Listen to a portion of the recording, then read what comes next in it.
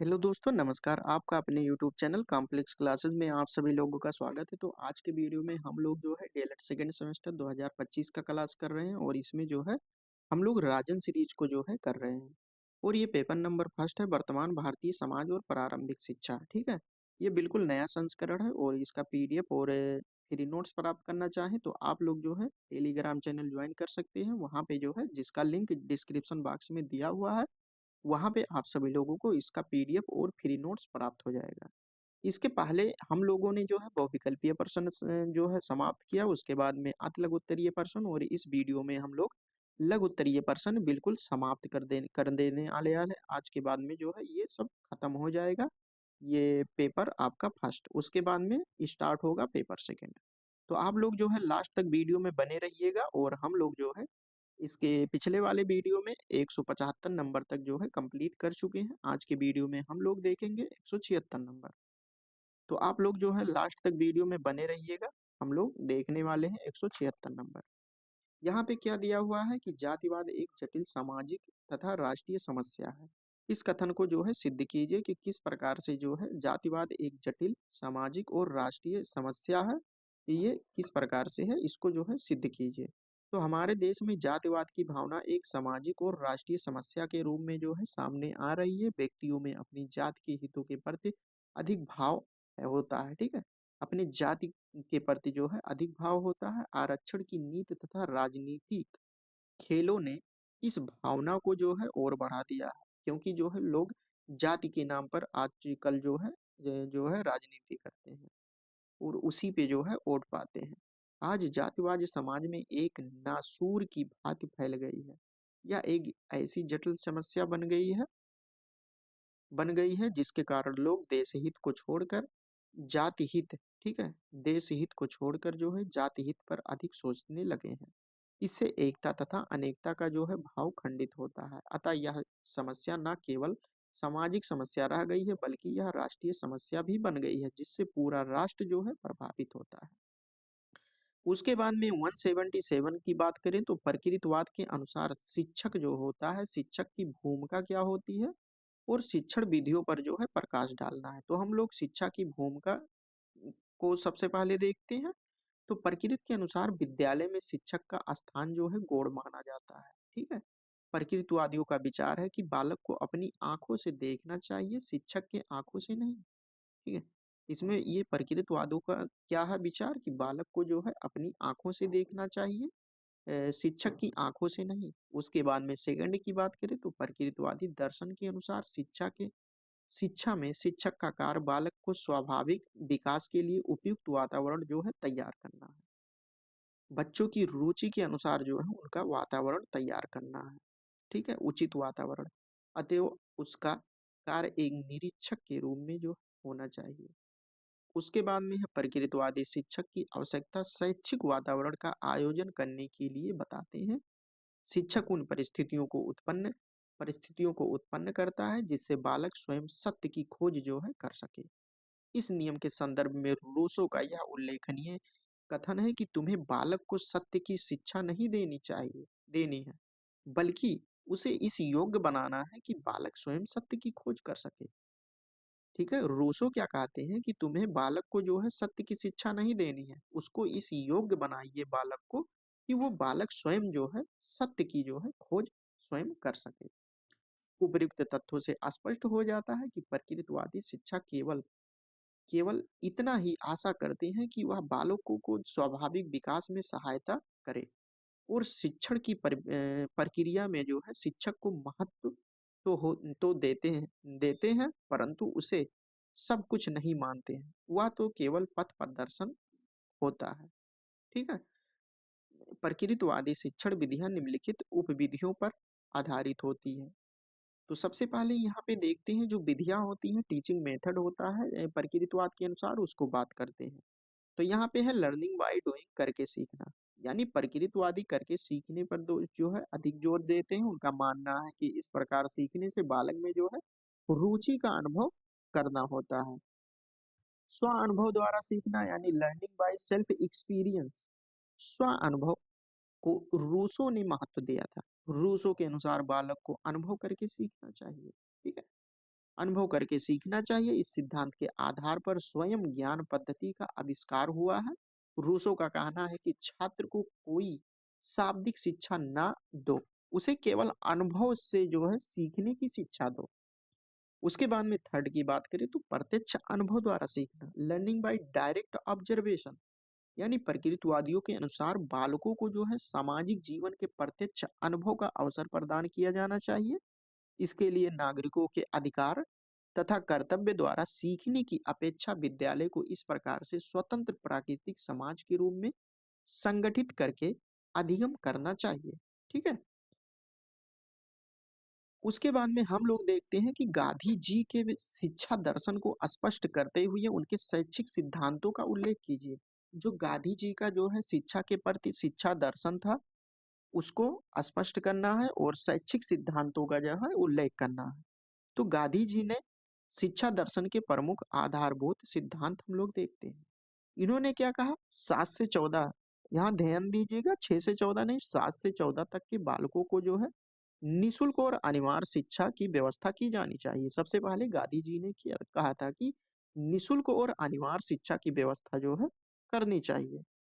उसके बाद में यहाँ पे सेकंड की अगर हम बात करें तो शिक्षा के माध्यम जो है मातृभाषा होना चाहिए। थर्ड की बात करें तो शिक्षा, बालक की शिक्षा में जो है अंग्रेजी को कोई स्थान नहीं दिया जाना चाहिए। अंग्रेजी जो होता है इसको कोई स्थान नहीं दिया जाना चाहिए। साक्षरता को शिक्षा नहीं कहा जा सकता है। जो साक्षरता होती है वो शिक्षा नहीं कहा जा सकता है।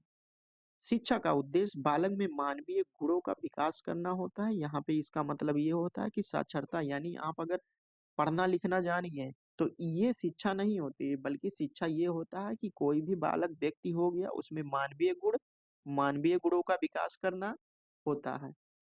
शिक्षा बालक की समस्त शक्तियों का जो है विकास करना होता है और उसके बाद में बालक की शिक्षा किसी लाभप्रद दस्तकारी से प्रारंभ की जानी चाहिए। शिक्षा किसी उत्पादक उद्योग के माध्यम से जो है नहीं किया जा सकता, यानी कोई उद्योग है उससे जो है उत्पादन नहीं किया जा सकता है। शिक्षा के लिए उद्योग का चयन करते समय यह ध्यान रखना चाहिए कि यह उद्योग कोई स्थानीय उद्योग ना हो। उसके बाद में है जिस उद्योग का शिक्षा के साधन के रूप में चयन किया जाए उसे शिक्षा को स्वावलंबी बनाना चाहिए। बालक की शिक्षा की व्यवस्था इस प्रकार की जानी चाहिए कि वह शिक्षा समाप्त समाप्त करके जो है अपने रोजगार में लग जाए। गांधी जी के अनुसार विद्यालय ऐसा होना चाहिए कि जहां बालक नवीन खोजों की ओर जो है अग्रसर हो सके।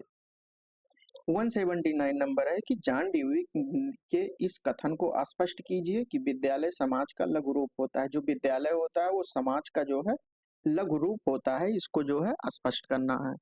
तो विद्यालय को समाज का लघु रूप मानने में प्रगतिशील विचारकों का महत्वपूर्ण योगदान है। जैसे हो गए जॉन डेवी, इनके अनुसार ने विद्यालय को एक सामाजिक संस्था के रूप में जो है स्वीकार करते हुए यह कहा है कि जिस प्रकार शरीर को कायम रखने के लिए भोजन की जरूरत पड़ती है, उसी प्रकार से समाज के अस्तित्व को बनाए रखने के लिए जो है शिक्षा की जरूरत होती है और इसके लिए एक महत्वपूर्ण साधन के रूप में जो है विद्यालय की जरूरत होती है। इस संस्था बालकों को उन सामाजिक क्रियाओं में जो है प्रशिक्षित करती है जो वर्तमान सामाजिक जीवन में जो है प्रचलित है। ड्यूबी का कथन है कि विद्यालय एक सामाजिक संस्था है, शिक्षा एक सामाजिक प्रक्रिया होता है और इस नाते विद्यालय सामान्यतः सामुदायिक जीवन का यह स्वरूप है जिसमें वह समस्त साधन केंद्रित होते हैं जो बालक को जो है प्रगति की पैतृक संपत्ति को अपना भाग प्राप्त करने तथा उसे अपनी शक्तियों को जो है सामाजिक हितों हेतु उपयोग में लाने हेतु तैयार करते हैं। ठीक है। तो जॉन ड्यूबी ने जो है विद्यालय समाज का लघु रूप माना है। ठीक है। इसको जो है स्पष्ट यहाँ पे इस प्रकार से कर सकते हैं। उसके बाद में 118 नंबर है, यहाँ पे है सामाजिक परिवर्तन में शिक्षा की भूमिका क्या होती है। तो समाज को किस प्रकार से परिवर्तित किया जा सकता है, एक शिक्षित द्वारा।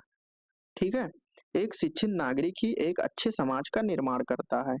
समाज में निरंतर सामाजिक परिवर्तन होता रहता है। इस सामाजिक परिवर्तन में शिक्षा की अत्यंत महत्वपूर्ण भूमिका होती है। ठीक है। सामाजिक परिवर्तन पहले भौतिक सांस्कृतिक परिवर्तन के रूप में होता है, फिर उसका रूप जो है अभौतिक सांस्कृतिक परिवर्तन का हो जाता है।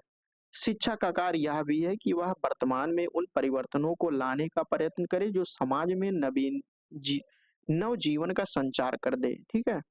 नवजीवन का संचार कर दे और इस प्रकार क्रमशः समाज प्रगति की ओर जो है बढ़ने लगेगा। समाज सदैव सक्रिय रहता है, ठीक है? समाज जो है वो सदैव सक्रिय रहता है और इसी कारण उसमें हमेशा परिवर्तन आता रहता है। कुछ व्यक्ति सामाजिक परिवर्तन लाने का प्रयत्न करते हैं। सामाजिक ढांचे में परिवर्तन भी सामाजिक परिवर्तन होता है। समाज में जो परिवर्तन होता है उसी को जो है सामाजिक ढांचा जो होता है उसमें जो परिवर्तन होता है उसी को सामाजिक परिवर्तन कहते हैं। हम अभी बता चुके हैं कि कुछ शिक्षाविद सामाजिक परिवर्तन को सांस्कृतिक परिवर्तन भी कहते हैं, ठीक है? जो कुछ शिक्षाविद हैं जो सामाजिक परिवर्तन को जो है सांस्कृतिक परिवर्तन भी मानते हैं। अब हम देखते हैं कि बाल श्रम के प्रमुख कारण कारण और इसके निवारण के उपायों का उल्लेख करना है, ठीक है? उसके बाद में है बाल श्रम किस प्रकार निःशुल्क एवं अनिवार्य बाल शिक्षा में बाधक है। ये क्वेश्चन जो है हम लोग देख चुके हैं पहले वाले वीडियो में, ठीक है? इसकी बात हम कर चुके हैं। तो बाल श्रम का स्वरूप हमें प्रत्येक शहर एवं प्रत्येक स्थान पर देखने को मिलता है। जैसे हो गया साइकिल तथा स्कूटर रिपेयर करने की दुकानों पर अधिकतर बालक कार्य करते हैं, ठीक है? कहाँ-कहाँ? जो स्कूटर रिपेयरिंग होता है, साइकिल होता है, इन सभी दुकानों पर जो है बालक कार्य करते हैं। कारखानों में बालक कार्य करते हैं। इसी प्रकार अन्य दुकानों तथा घरों पर छोटे-छोटे मासूम बालक जो है कार्य करते हैं। जबकि उनकी विद्यालय जाने की उम्र में जो है उनसे कार्य कराया जाता है। घरों में बालिकाएं सफाई, बर्तन इत्यादि का कार्य करती हैं। इन सब का प्रमुख कारण होता है कि उनके परिवार की स्थिति ऐसी नहीं है कि वह स्कूल जा सके।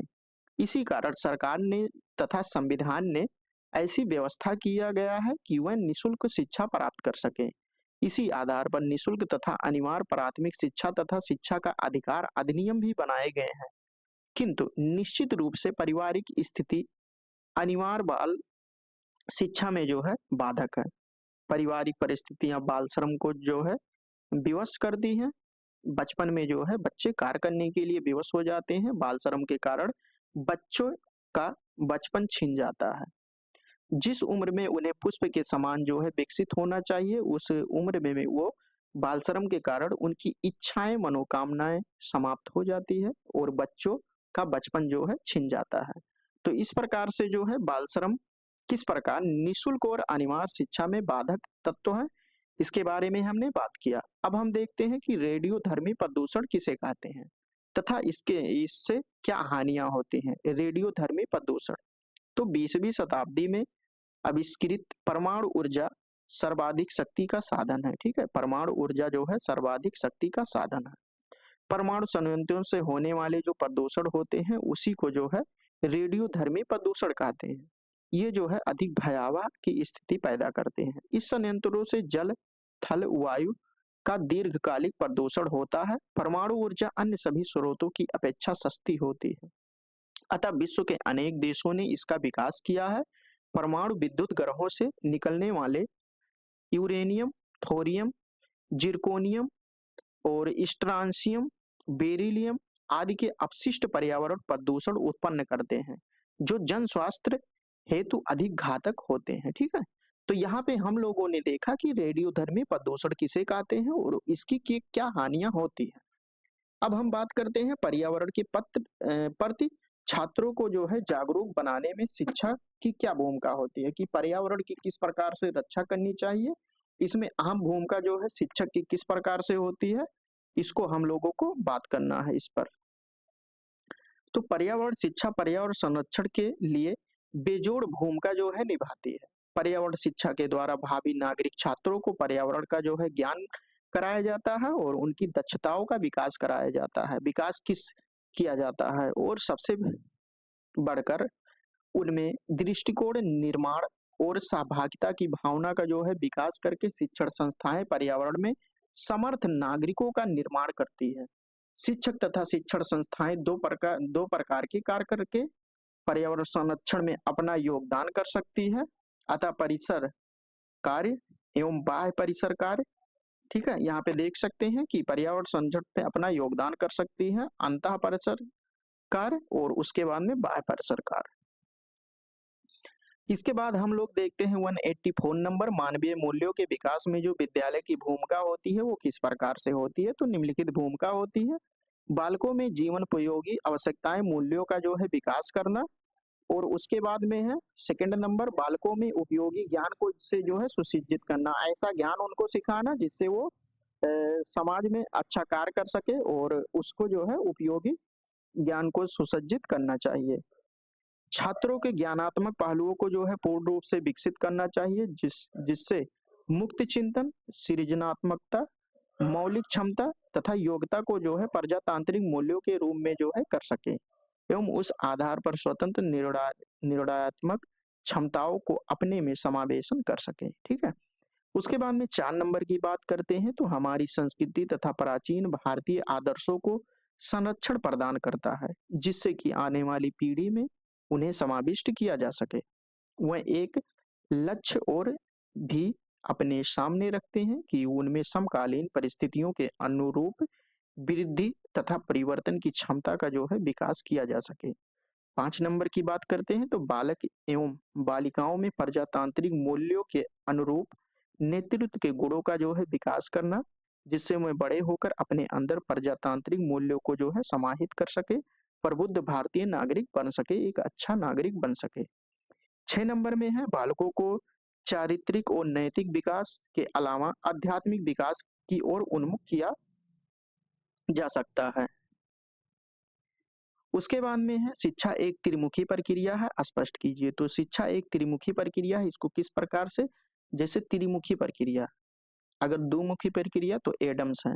जैसे किसी में जैसे 1+1 करके ऐड करते हैं, 2 हो गया। तो उसी प्रकार से आप ट्रिक से याद कर सकते हैं कि ऐड करते हैं मतलब एडम्स। ठीक है। और उसके बाद में अगर त्रिमुखी प्रक्रिया की बात करें तो त्रिमुखी प्रक्रिया की जॉन डीवी। तो यहाँ पे जो है हमको यही स्पष्ट करना है कि शिक्षा एक त्रिमुखी प्रक्रिया है, स्पष्ट कीजिए त्रिमुखी प्रक्रिया के अंतर्गत क्या-क्या आएगा, यहाँ पे हम लोग आगे देखेंगे।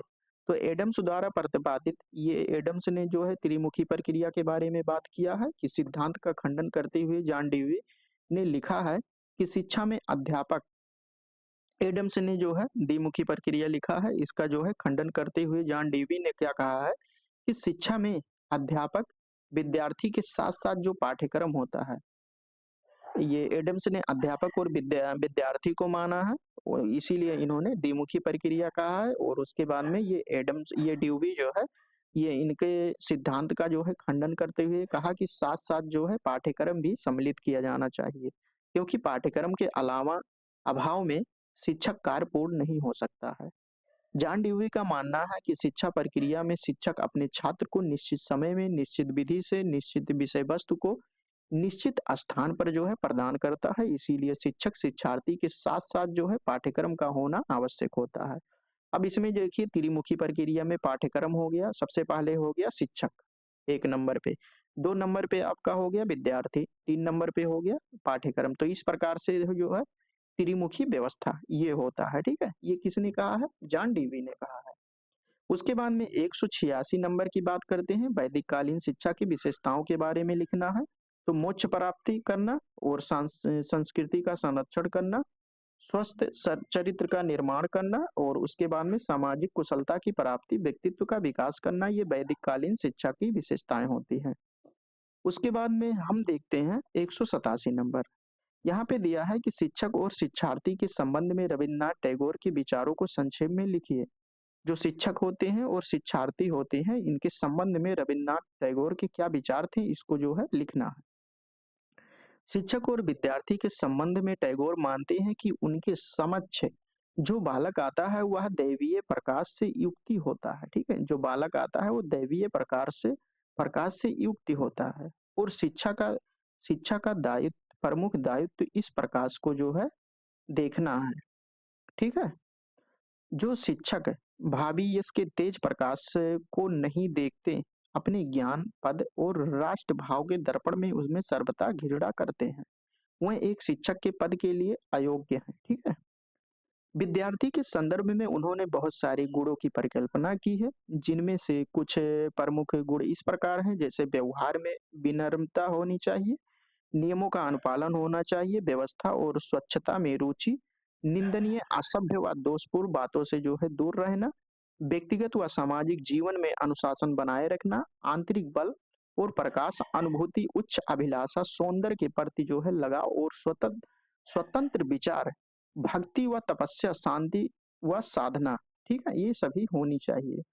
उसके बाद में 188 नंबर में दिया है कि जनसंचार माध्यमों की बढ़ती भूमिका एवं प्रभाव को अपने शब्दों में जो है लिखिए। जो जनसंचार माध्यम होता है, इसकी जो बढ़ती भूमिका है, इसको लिखना है, ठीक है, अपने शब्दों में। तो हमारे देश में साक्षरता के प्रसार के साथ साथ ही समाचार पत्रों, टीवी चैनलों की मांग में तेजी से वृद्धि हुई है। अधिकांश शिक्षित लोगों को प्रातः समाचार पत्र पढ़ना एवं टीवी देखना उनकी दिनचर्या का एक अनिवार्य अंग बन गया है।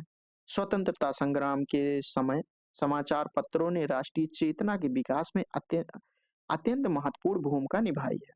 आजकल अनेक स्वतंत्रता सेनानियों ने स्वयं के समाचार पत्रों का मुद्रण और वितरण प्रारंभ किया है तथा अपने समाचार पत्रों के माध्यम से उन्होंने देशवासी और अंग्रेजी शासक शासन के दौरान देश की दुरावस्था से अवगत कराकर उनमें साहस तथा ओज भरने और स्वतंत्रता संग्राम को सफल बनाने के लिए उन्हें प्रेरित करने का प्रयत्न किया है। तो ये सभी जो है जनसंचार माध्यमों की बढ़ती भूमिका है। इसको जो है अपने शब्दों में आप आसानी से लिख सकते हैं। ऐसे प्रयास करने वाले अनेक स्वतंत्रता सेनानियों को जो है गिरफ्तार कर लिया गया था और उनका प्रकाशन रुकवा दिया गया था, ठीक है, जो प्रकाशन करते थे। समाचार पत्रों में सरकार, राजनीति, खेल, विज्ञान, व्यवसाय तथा कला आदि विभिन्न क्षेत्रों से संबंधित नवीनतम घटनाओं के विषय में लेख प्रकाशित किए जाते हैं। संपादकीय लेखों में राष्ट्रीय समस्याओं, राजनीतिक घटनाओं और सरकार के कार्य को निष्पादन पर समीक्षात्मक टिप्पणियां निहित होती हैं, ठीक है। तो इस प्रकार से जो है ये जो होता है जनसंचार माध्यमों की बढ़ती भूमिका और इसके प्रभाव को जो है हम लोग इस प्रकार से अपने शब्दों में जो है लिख सकते हैं।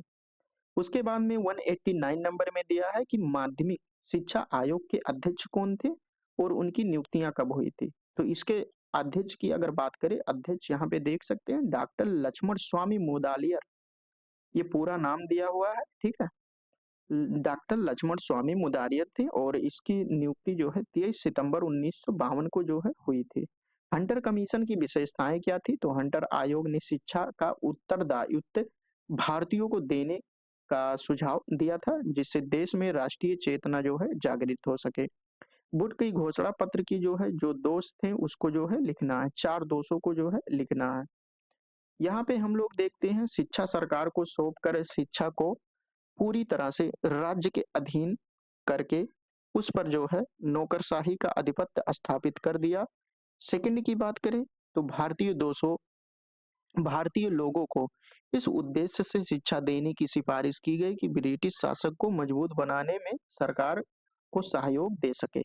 तो ये सभी जो है दोष हैं, 2 दोष हो गया। तीसरे की अगर हम बात करें तो भारतीय जनता को व्यावसायिक शिक्षा देने का उद्देश्य भारतीयों को सरकार का स्वामित्व स्वामी भक्त बनाना था। इससे भारतीयों को विशेष लाभ न पहुंच सका। भारतीय भाषाओं को शिक्षा के माध्यम के रूप में आंशिक रूप से स्वीकार तो किया गया, लेकिन अंग्रेजी अंग्रेजी ही शिक्षा का माध्यम बनी। देसी भाषाएं जो है विलुप्त हो गई थी। उसके बाद में 192 नंबर की बात करते हैं। यहाँ पे दिया है कि मैकाले को भारतीय शिक्षा का अग्रदूत क्यों माना जाता है, लिखिए। मैकाले को भारतीय शिक्षा का अग्रदूत क्यों माना जाता है? तो हम लोग देखते हैं कि मैकाले पहला अंग्रेजी विद्वान था जिन्हें पाश्चात्य विवाद समाप्त किया था। मैकाले के विवरण पत्र ने देश के हित में पाश्चात्य ज्ञान विज्ञान के द्वार जो है खोल दिए थे और अंग्रेजी शिक्षा के भारतीय जनता में समानता, स्वतंत्रता और बंधुत्व की भावना उत्पन्न करके उनमें राजनीतिक जागृति उत्पन्न की। यदि भारत में अंग्रेजी शिक्षा का प्रादुर्भाव ना हुआ होता तो भारत में स्वतंत्रता संग्राम कभी ना छिड़ा होता, ठीक है। यहाँ पे देख सकते हैं अंग्रेजी शिक्षा का जो है प्रादुर्भाव ना हुआ होता तो भारत में जो स्वतंत्रता संग्राम कभी ना छिड़ा होता। उसके बाद में जो है मिशनरी स्कूल की विशेषताओं के बारे में हमको बताना है। तो निम्नलिखित विशेषताएं हैं, इसमें है कक्षा शिक्षण प्रणाली प्रारंभ करने का श्रेय जो है इन्हीं को जाता है। जो कक्षा शिक्षण प्रणाली जो है प्रारंभ करने का श्रेय जो है मिशनरी स्कूल को जाता है। मिशनरी स्कूलों में आधुनिक शिक्षण विधियों का जो है प्रयोग किया जाता था। मिशनरी प्राथमिक स्कूलों में शिक्षा का माध्यम जो है भारतीय भाषाएं हैं। 194 नंबर में दिया है कि सर्व शिक्षा अभियान के अंतर्गत 31 मार्च 2009 में कुल कितना खर्च हुआ था। तो इसमें यहाँ पे देख सकते हैं 31 मार्च 2009 में जो है 13,328.79 करोड़ खर्च हुए थे। बाल अपराध कब और किसने निर्धारित किया था? जो बाल अपराध होता है, तो बच्चों द्वारा कोई कानून विरोधी या समाज विरोधी कार्य जब किया जाता है, किसके द्वारा? बच्चों द्वारा, तो उसे किशोर अपराध या बाल अपराध कहते हैं। ठीक है, बच्चों द्वारा जब कोई कानूनी विरोधी या समाज विरोधी कार्य किया जाता है, तो उसी को जो है किशोरी किशोर अपराध या बाल अपराध कहते हैं। कानूनी रूप से बाल अपराध 8 वर्ष से अधिक तथा 16 वर्ष से कम आयु के बच्चों को जो है बच्चों के द्वारा किया जाता है। भारत में बाल न्याय अधिनियम के अंतर्गत ऐसे बच्चों को बाल न्यायालय के सामने उपस्थित किया जाता है। ठीक है। 1986 संशोधन 2000 के अनुसार जो है 16 वर्ष के अपराधी की श्रेणी में शामिल वर्ष की आयु की लड़कियों के अपराध करने पर बाल अपराध अलग-अलग राज्यों में सम्मिलित किया गया। बाल अपराध की अधिकतम आयु सीमा सभी राज्यों में अलग-अलग हो। तो इसकी जो अधिकतम आयु सीमा होती है, अलग-अलग राज्यों के लिए अलग-अलग सीमा होती है। उसके बाद में दिया है कि राष्ट्रीय एकता प्राप्त करने हेतु साधन बताइए। क्या साधन है कि राष्ट्रीय एकता को किस प्रकार से हम प्राप्त कर सकते हैं? राष्ट्रीय एकता को प्राप्त करने के लिए जो है क्षेत्रीय संकीर्णता को जो है समाप्त करना तथा वर्ग संघर्ष की भावना को जो है खत्म करना आवश्यक होता है। इसके साथ साथ विघटनकारी तत्वों को जो है दूर करना भी आवश्यक माना जाता है। प्रांतीय और सांप्रदायिकता को दूर करने के आदर्शों की स्थापना करना, राष्ट्रीय कानून की सर्वव्यापकता, जातिवाद, भाषावाद और सांप्रदायिकता पर जो है रोक लगाकर भी राष्ट्रीय एकता को जो है स्थापित किया जा सकता है। उसके बाद में शिक्षा का व्यापक अर्थ क्या होता है, इसके बारे में हम लोग बात कर चुके हैं। ये 2020 में क्वेश्चन आया हुआ है। तो चलिए इसके बारे में भी देख लेते हैं। तो इसके अगर व्यापक अर्थ की अगर बात करें तो औपचारिक और अनौपचारिक शिक्षा दोनों प्रकार की शिक्षा को जो हम प्राप्त करते हैं, तो उसको जो है व्यापक शिक्षा के अंतर्गत हम लोग देखते हैं। शिक्षा के व्यापक अर्थ के अनुसार शिक्षा जीवन पर्यंत चलने वाली एक प्रक्रिया होती है, अर्थात व्यक्ति जन्म से लेकर जो है मृत्यु तक बीच की जीवन यात्रा में जो कुछ भी सीखता है और अनुभव करता है, वह सब जो है व्यापक अर्थ के अनुसार शिक्षा के अंतर्गत आता है। ठीक है। शिक्षा का व्यापक अर्थ की परिभाषा देखें तो अलग अलग लोगों ने जो है अलग अलग परिभाषा दिया है। मैकेंजी क्या कहते हैं कि व्यापक अर्थ में शिक्षा एक ऐसी प्रक्रिया है जो जीवन भर चलती है और जीवन के प्रत्येक अनुभव में उसके भंडार की वृद्धि होती है। शिक्षा को जीवन का साध्य भी कहा जा सकता है।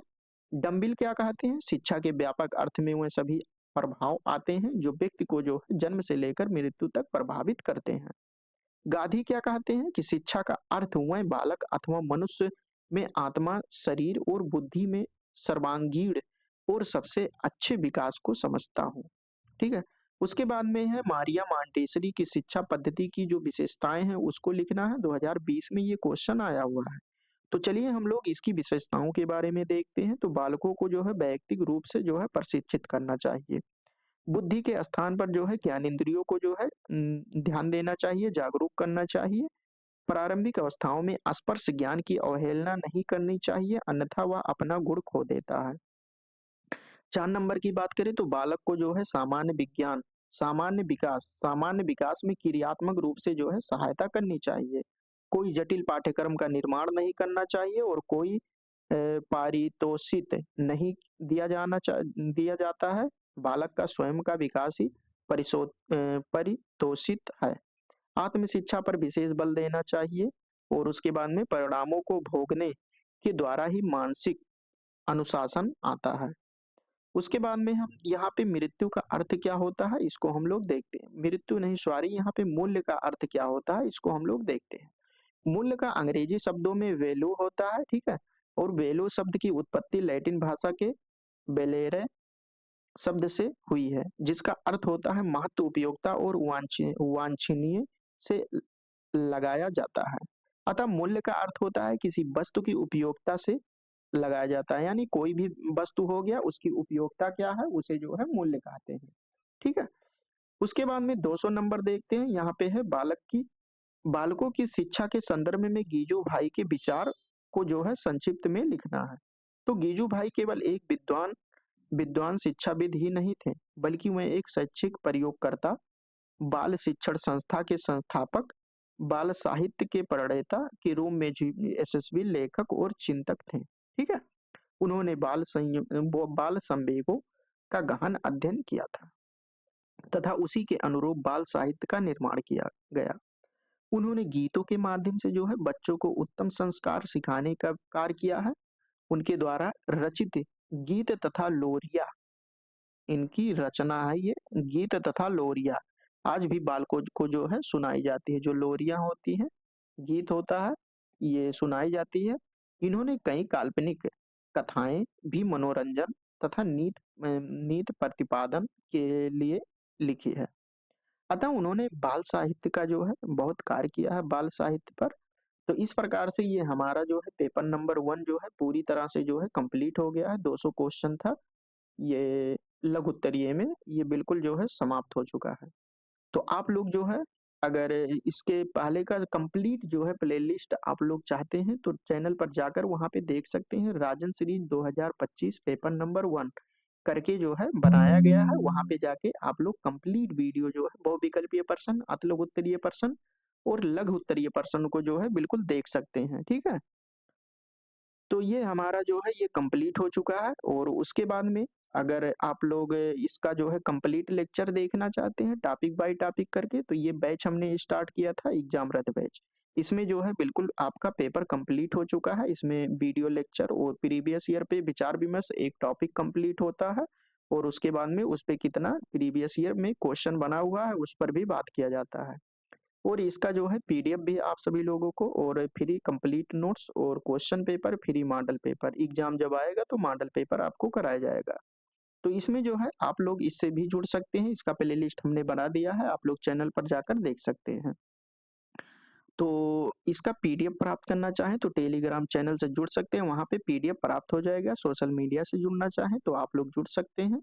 तो वीडियो अगर अच्छा लगा हो तो आप लोग लाइक कर सकते हैं, अपने दोस्तों के पास शेयर कर सकते हैं और जो लोग अभी तक चैनल को सब्सक्राइब नहीं किए हैं सब्सक्राइब कर सकते हैं।